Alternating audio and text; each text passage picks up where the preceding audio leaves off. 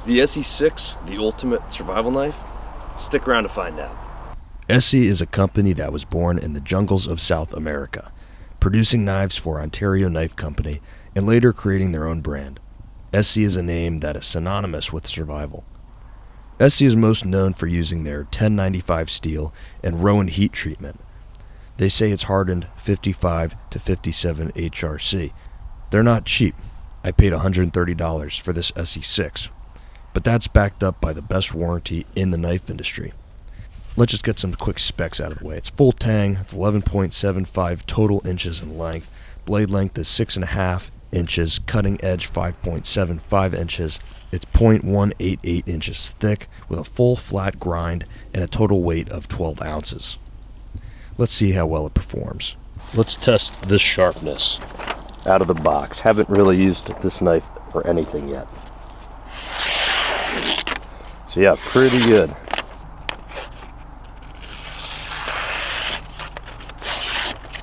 Not the sharpest knife I've had out of the box, but it's pretty good. The knife comes with just a standard plastic sheath that you can screw on a belt clip with.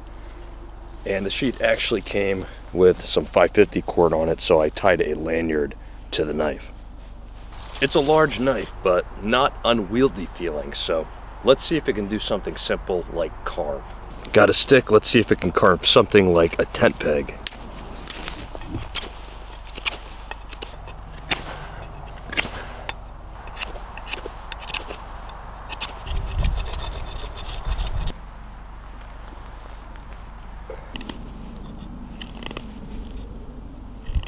Alright, so it's a little expedient tent peg. It's not a great carver, but that's just by its nature. It's not really meant to be a carver, but you definitely can get it done.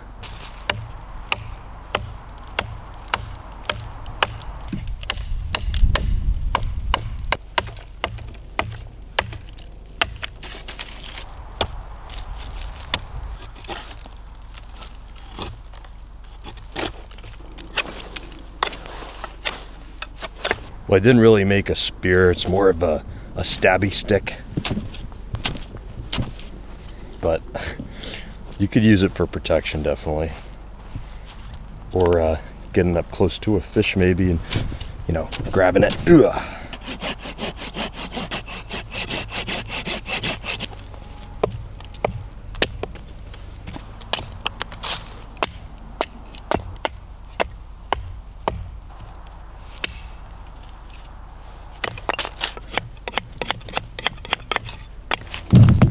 Now I've created a little wood mallet. You know, being in any survival situation, one of the most important things you can get is water. Now, an important thing that comes with water is having a container to hold the water in or to boil it, to cleanse it. If you're fortunate enough to have a container in a bad situation like that, then that's great. But if you don't, you kind of need to figure out what to do. Now this one's kind of specific to the area you're in. You can actually make a container from bamboo to hold water in, so we're going to do that. There's a lot of different types of bamboo, and there's some that get really big, and those are going to be better for this. So you can see on the bamboo there are different segments, and these segments are cut off. So you're going to cut it just below the segment here, so that'll be the bottom, and cut it right underneath this segment so you can have that as a container. So let's do it.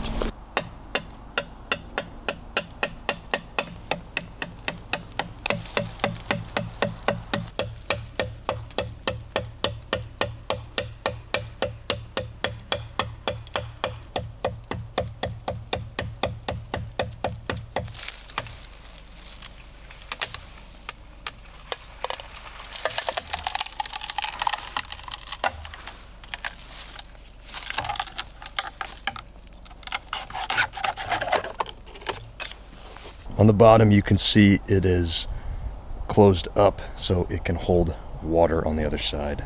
And now I'm going to cut my top part, being careful not to break this part. And the good thing is if I mess up and crack it, I can just move up to the next piece and try that.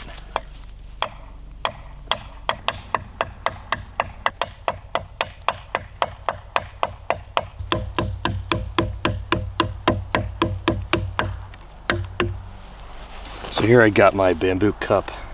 Unfortunately, I saw a small crack forming, probably down to about here. There's still enough room to hold water.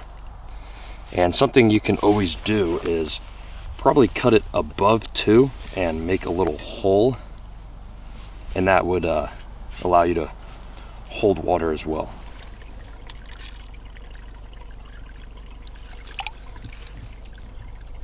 You can see it's holding the water. Now you can actually take this and boil it over a fire too. If you could hang it a certain way, it would be the best, as to not put it directly in the fire. It might cause some issues burning, but you can clearly see that it's holding water in there. So you can make these and hold water or boil water with it. Like I said, the bigger the bamboo, the better it's going to be, because you can hold more water, but that's a decent amount of water. Bamboo is just a great thing to be around in a survival situation, because there's so many things you can do with it.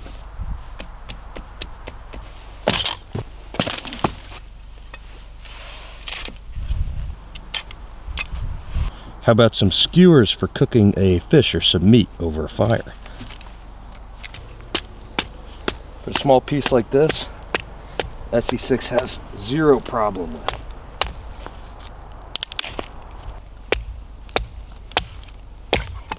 What about a piece like this? Now this is a big piece, and the SE6 just about manages to span across it. So this is going to be more of a stress test here.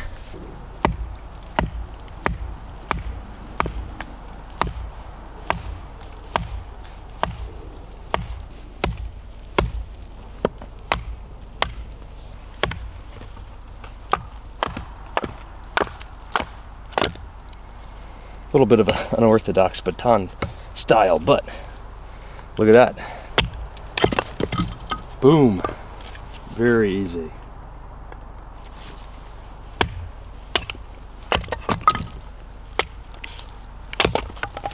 Boom. I don't know if it's the angle of the edge, but I just found that it's not the best for carving. So we're gonna make some shavings, see, how well it could do preparing for a fire. It has jimping on the rear. Definitely feels a little bit rough when you're doing this, but it's not too bad. Keeps your finger locked in. And when you're wearing gloves, it's a benefit. It's definitely capable of making some shavings for a fire. However, you're not really going to be getting those fine feather sticks unless you do some modification to the edge. In survival situations, you may have to use the knife for protection. So how well could it do defending yourself? Well, because it's a large knife already, it's already going to be pretty decent at that. So let's just see how it performs. Pretty clean cut on the slash.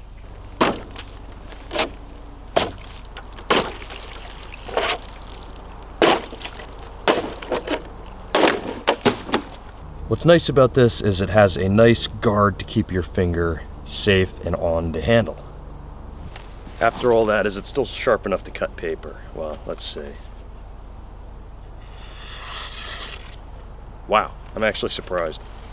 Very surprised at that. The knife is wet, so it's getting the paper wet from, from the water, but it's decently sharp. Still cutting paper.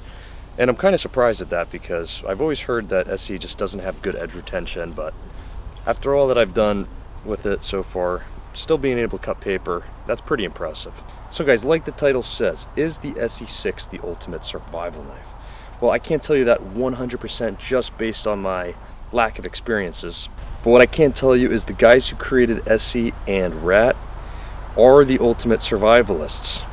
And they swear by these things, so there you have it.